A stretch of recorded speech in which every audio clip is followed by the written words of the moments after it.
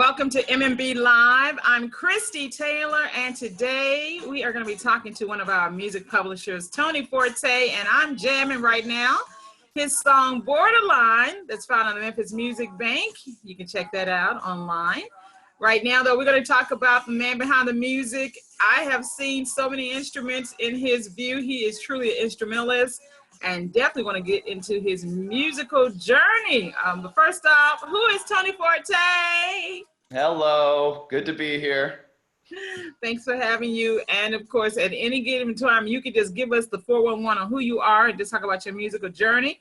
And then we're going to get into, just who your influences and all of that good stuff. So Tony, okay, I'm not going to get into the instruments first. So we're going to first get into the man behind the music. Okay, sounds good. Are you from Memphis? And if not, where are you from? I moved to Memphis almost 6 years ago, this August, and I am originally from Virginia Beach, Virginia. I was born and raised there. I have played in bands since I was 14 or 15. I got my first bass guitar when I was 10 years old, and that's actually in the corner over there. Wow, we're gonna bring a baby girl out. Okay. Yeah, I can. It's that blue one right up there. Oh my God! Wow. But yeah, I was originally a bassist. I was in the high school jazz band, so as a bass player, I definitely had an interest in jazz, funk, and being from the beach, I loved playing reggae. Definitely main influences. And then I started picking up guitar and mandolin in college. I took some piano and drum lessons, and it's just grown since then, really. But yeah, originally from Virginia Beach, spent some time in North Carolina for college, and I actually lived in Spain for a year before I moved to Memphis. Wow. Okay. So what made the jump between, the U.S., Spain, and then from Spain to Memphis? That's an interesting journey. Yeah, I was an English teacher there for a year, working for the Spanish government, and I played music at nights there, and it was kind of it was a great learning experience in that if I can do it in a foreign country, I should be able to do it back in America. And I had a friend who moved to Memphis while I was over in Spain, and yeah, he invited me to come here and start making music, and I've been here since. So. Oh, so this is truly a musician's move that you made to come to Memphis. Oh yeah, for sure. I always had an interest in, Western Tennessee, between Nashville and Memphis, just being the foundation of all modern music that we have today. It's obviously a lot more embedded in there instead of, big spots like New York or Los Angeles, where it's just kind of seems like a later addition, if that makes sense. Yeah, actually it does. I mean, coming from the Delta, music is in the soil, it's in the air, it's in the water. Yes. So if you are a true musician, most people at least want to experience that energy, that vibe. Yes. Now, you said you were an English teacher, so where are you still teaching in the school system? If not, are you a full-time musician? I am not a teacher anymore.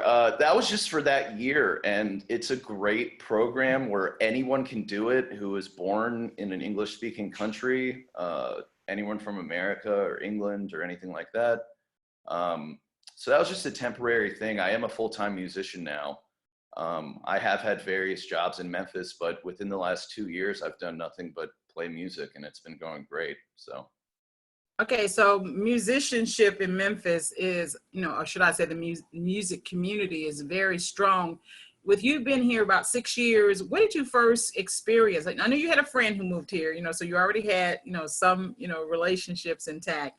But what have you found, particularly in the music community in Memphis? I've definitely found that everyone plays, for sure. It's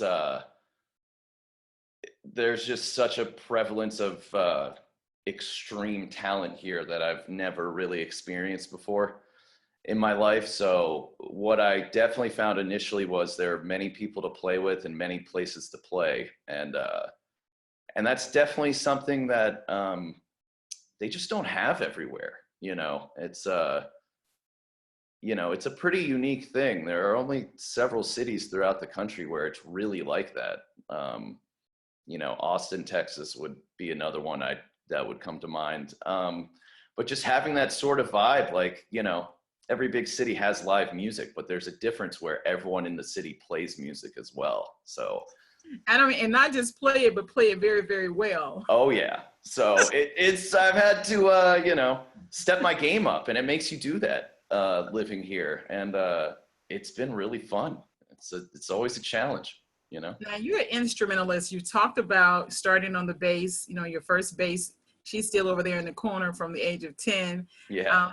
Let's talk about your music room. I mean, I'm just, first of all, Okay. the piano, the mandolin. I mean, I'm just kind of being a nerd over here. So let's talk about the instruments. All right. Well, this right here, first and foremost, is an electric upright bass. I got this about a year ago, and I plugged this into the loop pedal when I play live shows with my partner, Sailor Lynn. And being a bassist, first and foremost, I always wanted to incorporate the bass into my live show, but I usually play more often than not with an acoustic guitar. So the electric bass would overpower it. And this just blends so seamlessly with like the music that we want to do. And yeah, I've always wanted a full body acoustic upright bass, never had the room for it. So this is a happy compromise, and I use it pretty much live every single time. I bought this mandolin for about $65 at Yarborough Music when I first moved to Memphis. Wow. Yeah, it's not the highest quality, but it gets the job done, and it's been fun to just get to learn it, because it's basically the same tuning as the first 4 strings of a guitar, but just turned upside down. So if you know how to do that, you can pretty much pick up mandolin pretty easily. And I started playing it in Spain. I had a Scottish friend who brought a mandolin, and he kind of taught me some stuff, and I've been playing it since. Yeah, this is my Fender Jazz bass. Woo, that's pretty. It's gorgeous. Yeah, I got this when I was like, what was that? Is it wine or purple? That's wine red. Good call. Yeah. This one's pretty old too. I got it when I was like 13, 14. You take great care of your, yeah. They have sentimental value for sure. And then, yeah, this piano I actually just got maybe 3 months ago from one of my friends was getting rid of it. And yeah, I took it over to my place, and, I've played piano here and there, and I have had keyboards, but having the real thing is a totally different game. And it's been really nice for recording to have that really warm sound that is kind of hard to emulate electronically. So that's been super fun. I got the acoustic guitar right next to it as well. This is what I typically plug into with is that a, yeah. Oh, I like that. Oh, okay. Is that duct tape? Yeah, it is. I was like, is that a design? Yeah, okay. You showing love too, trying to keep it safe. Yeah, I lost the little plug to make the strap stay in, so I just used duct tape, and it works. It worked. Now, you said you also play keys. You have synthesizers and things of that nature. Yes, I have a Moog synthesizer in the other room, and I also have my drum set right here. Boom, boom. I love it. This is a true musician's room. Now, this is a music room. Oh yeah, this is where I do all my work, especially with everything going on. I just, have time to just stay in here and, get some tracks done. It's really fun. So let's talk about your approach to song composition and music production. All right. Well, I really don't have a set formula when it comes to what I make up songs on. And that's kind of the joy of having all these different instruments that you can mess around with, because you just think completely differently when you're playing each one, whether it's bass or guitar or mandolin or piano, or even drums or synthesizer. It just puts you in a different space musically just by playing it. So I can start a song with many different instruments. It depends, but more often than not, it's going to be either guitar or bass because I'm more comfortable on that. I like so many genres of music, like everyone else does these days. We have availability to every recording on the planet at this point. So given how tastes have broadened so much, I don't really have any direction when I write a song. It's just whatever happens, I'll go with it and just try to be honest with it and, follow the idea where it's going to go. And with the recording process, everything sounds different once you lay it down than what it was in your head. That's just inevitable. Sometimes it can be really great and things will develop that you didn't foresee. But sometimes it doesn't develop like you thought it was going to. And you have to kind of rewire it a little bit. So I just use a basic Scarlett Solo audio interface. I have a recording microphone, and I usually have a second mic that I use for the piano and the drum stuff. Everything else I plug direct in, bass and guitar. And yeah, I use Logic, and that's how I get all my work done. Okay, I know that you don't have a preference when it comes to musical taste and style, but what do you find you're drawn to, and what would you say your music is typically categorized as? Definitely funk, I would say, would be the main thread. I think that's what I listened to first as a child that made me want to be a bassist, because I picked up the bass and I kept telling my guitar teachers, it's like, I'm not really hearing the bass in these tracks that I'm supposed to learn. Their bass is blended into the mix in so many situations. So that was finally the music where I was like, oh, okay, there it is. I can hear the bass. It's at the forefront. So it definitely comes from a funky, jazzy place for sure, because that's where I have the most fun on the bass for sure. People like Weather Report and Jaco Pastorius and Charles Mingus and Geddy Lee, Les Claypool, people like that, the really funky players. I think that's definitely my main influence and what I'm drawn to the most. But I'll make up singer-songwritery stuff. I'll have like kind of more alt rock stuff. I'm really all over the place. Now, in quarantine, you've been working on some stuff. Can you give us some samples, or even how you've been approaching the music? Yeah, right now I don't have anything prepared at the moment, right this second, but when I do the live performances, I do play with the loop pedal. And that is typically how I'll get my ideas down, just because instead of setting up all the mics and it takes, a good 20, 30 minutes, I can just click this pedal and it records my ideas. So, I mean, I do have clips of songs on there, but I don't really know how much sense they'd make. Well, feel free to share, or either, you can pick up the mandolin and let me hear that, because actually that's what I want to hear. Oh, okay. Yeah, I don't have a pick on me, but I can just strum it a little bit.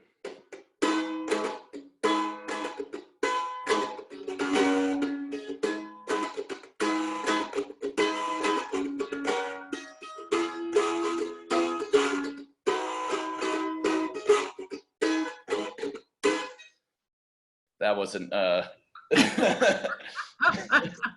I wasn't prepared, but I'm just messing around. That's good. That's good. You know, actually, I wish I could hear every instrument in your music room. I mean, from drums to a gorgeous upright bass. It's just I never seen that before. That's just beautiful. It's beautiful. Thank you so much.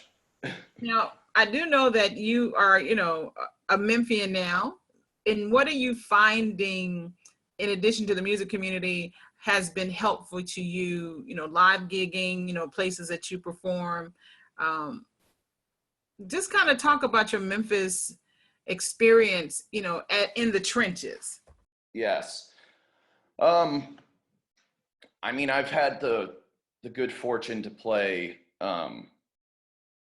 pretty much every little district of this town, you know, from spots on Main Street at like Blind Bear,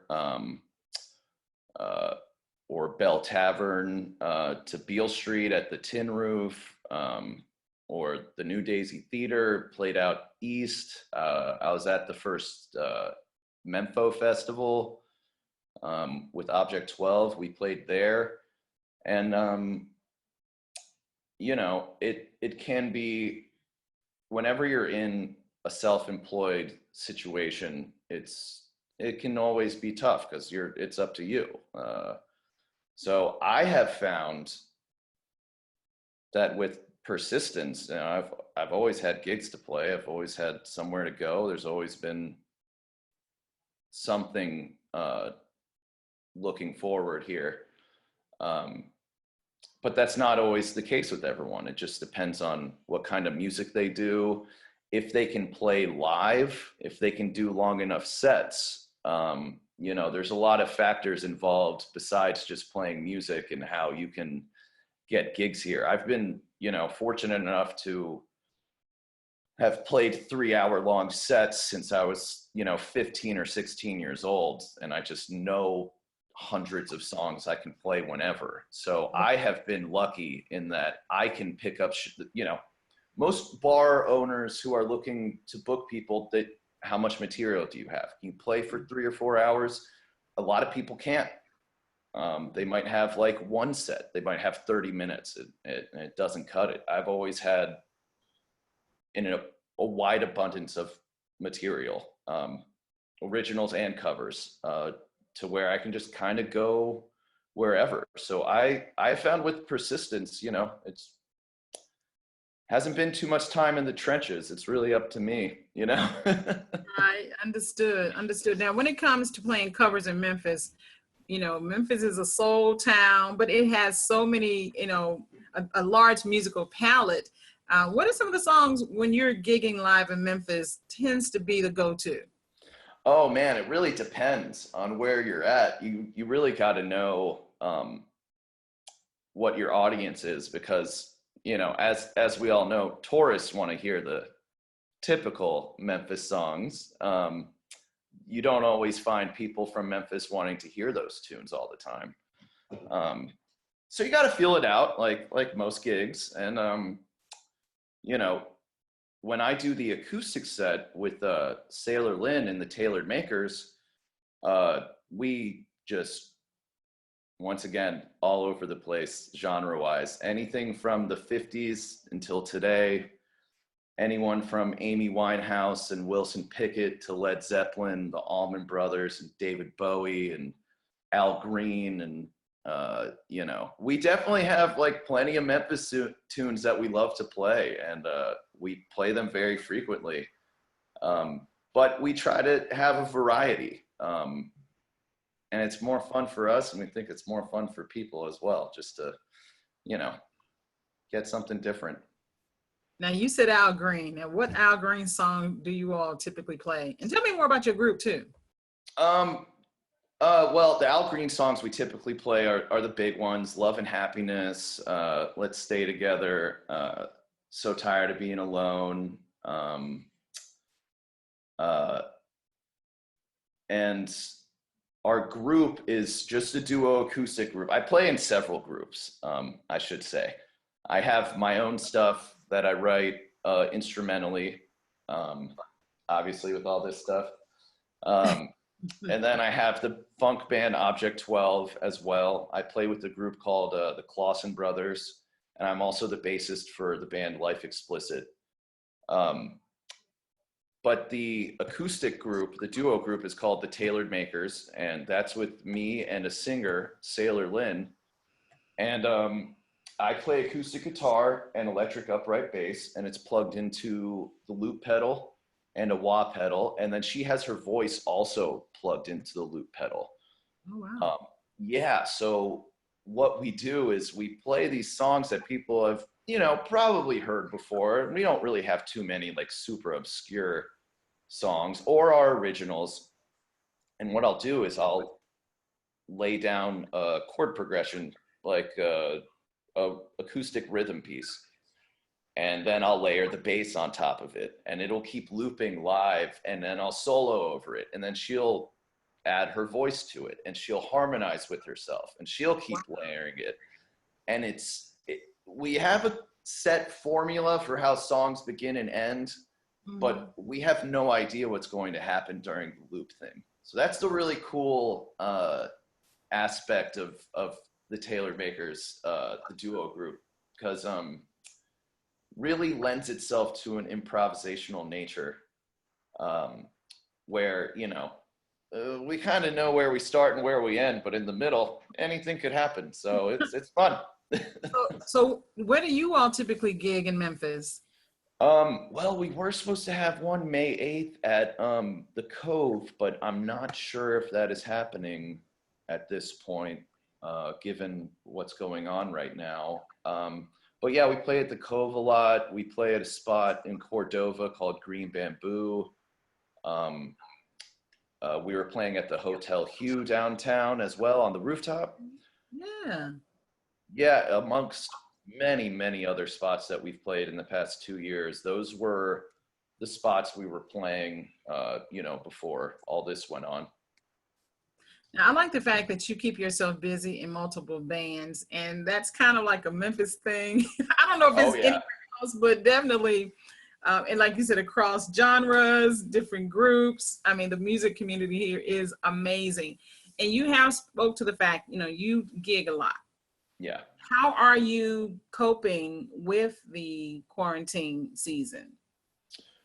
Well, not a terrible amount has changed for my home life in terms of recording. I have more time to do it, obviously, but I do work from home primarily. The big difference is I don't play shows on the weekends anymore. Obviously, there aren't any major gatherings of that nature. But yeah, I have been fortunate enough to have received a grant from Arts Memphis. And yeah, there have been, many different outlets of support for artists. So luckily the internet still works, and that's where the main, activity for musicians are, where it is these days. Are you gigging live or online? I am actually. I was about to say I have a live stream happening tonight at either 6 or 7 o'clock. I believe 6 p.m. Central Time, and it's going to be on the Tailormakers Facebook page, and we've been doing that almost every week for the past month. So that has been super fun to do. Definitely have been trying to still play in some capacity through that, and we've been doing it, and it's a great time. Been making music videos for YouTube and submitting to NPR, so it's been I've been making it work with what's going on. Now, are you finding that to be the conversation, for a lot of your musician friends? And have you considered, once we get past this leg of the pandemic, of maintaining a lot of those practices, online practices? Yes, absolutely. It's definitely the way forward in general. As we've all seen, the record industry never really recovered from digital platforming 15 or so years ago. So I definitely think this is, at least if there's any positive to come out of it, opened some musicians' eyes to what resources they can really tap into on the internet. Because that's where it all is anyway. So, this is just kind of an eye opener, I'd say. Now, I do know that the audience has definitely moved online, and there are quite a few people who are doing full-fledged concerts. There are a lot of platforms now that are specifically geared toward live streaming for musicians and bands. I'm definitely going to have to check you all out. Is it something that you all do every Monday?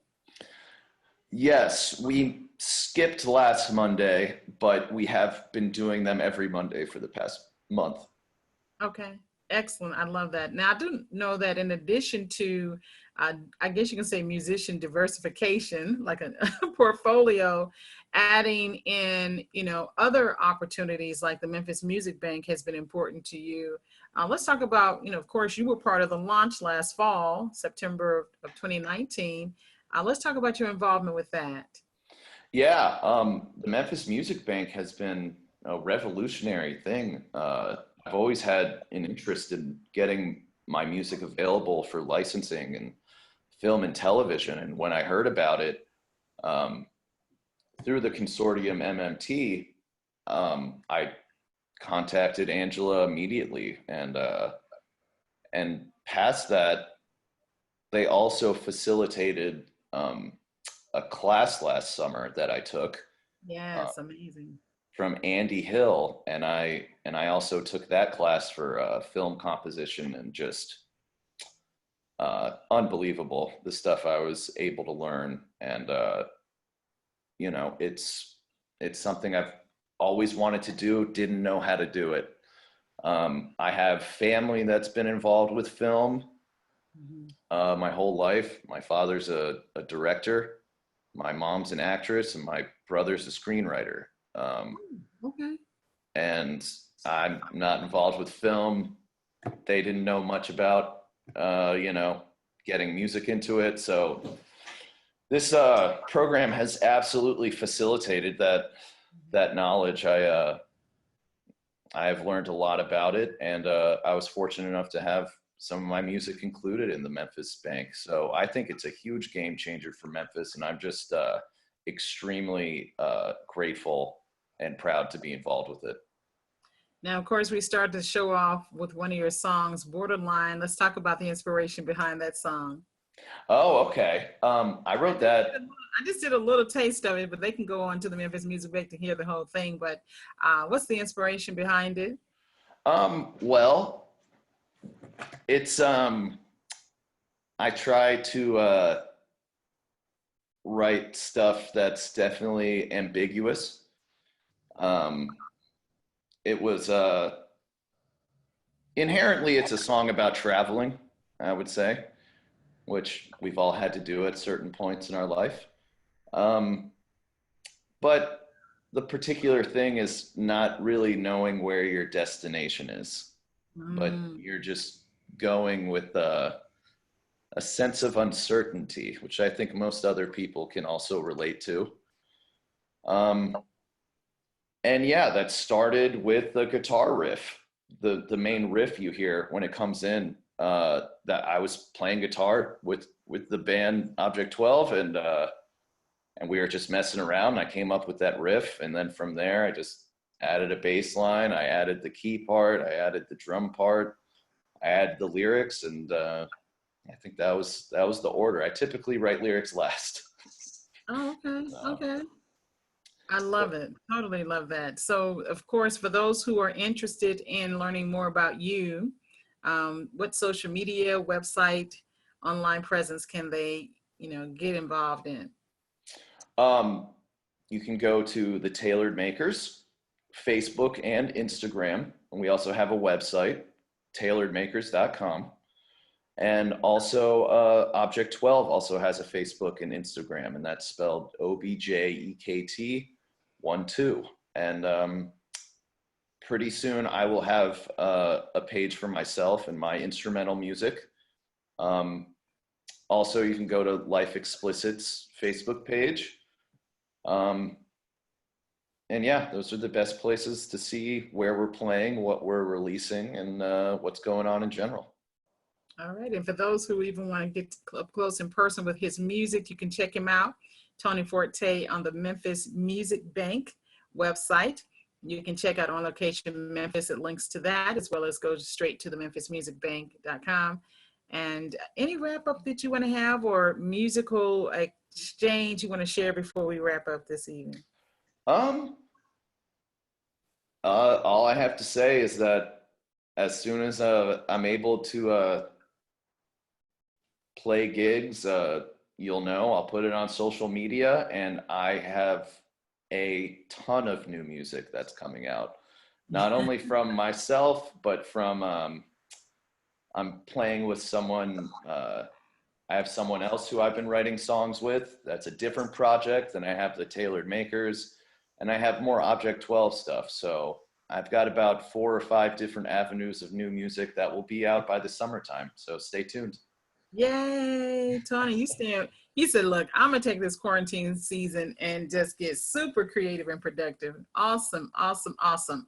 That's Now, right. okay, is there any way that you can play a little bit of the upright before you wrap, or do you have to plug it Oh up? yeah, absolutely. Yeah, I have it. I have the cord right here. Let me turn up the Yay. amp 1 second. Okay, I love live music. I don't know if it's tuned, but we'll see.